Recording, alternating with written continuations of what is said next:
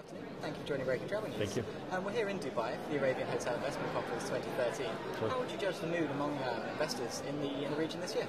Actually, much better than last year. I mean, progressively since 2010, 2011, you see actually the mood going up.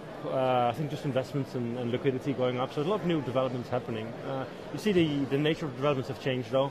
I mean, Dubai is always going to be there and has always been there, but really it's Saudi is the really big story now. Qatar, which is a big story 2 years ago. I think still a lot of things are happening, but not sure whether the fundamentals are there really. And I think just lately Bahrain coming back for whatever reason. So. In Saudi, do you see religious tourism growing there, or is it more the leisure market over the longer term? It's actually a combination. I think if you look at Jeddah, that's where I would probably see our Antara brand. Really it's leisure. Mainly domestic leisure or regional leisure. I mean, I don't really see Europeans or Asian tourists going to Saudi visas and just the whole customer experience. But I think Jeddah from the leisure is doing well. Riyadh, Dammam, great for corporate. Different brands, different levels of products can go in there, and of course religious tourism. If you see what's happening in Mecca, especially close to the center. I mean, there's so much happening there, and I think it's. The only reason why it doesn't boom even more is because there's just not enough inventory at the moment. Well, so you see a lot of things happening. Antara has 3 properties in the UAE, is that correct? Actually more. We have 3 in Abu Dhabi, and we're about to open one in Dubai on the Palm.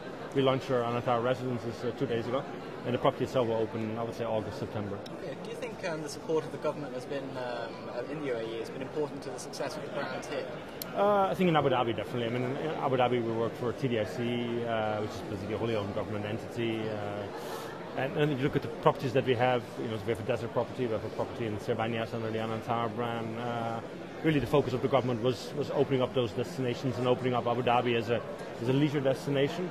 Now we're also in Abu Dhabi city itself. That's a bit of a struggle still. I think if you see what the government's doing with conferences and driving big exhibitions, I think that's quite good.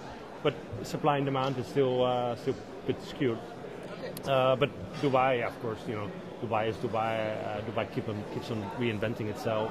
New destinations in Dubai are created, new experiences are created. So Dubai will always do well because of a combination of leisure and corporate, of course.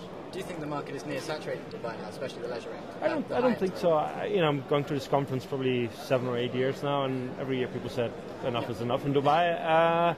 With a couple of blips here and there, I think Dubai has been growing. If you see what's being announced, not only from an inventory perspective, but also from a tourism driver perspective, be it the conference center, be it the new airport, just being a lot of the other activities that guests can do and corporate guests can do and come to Dubai for. I think with that in mind, Dubai keeps on growing and definitely inventory needs to keep on growing to keep pace with that. Good, some very interesting thoughts. Thank you for talking to Breaking Travel. All right, thank you.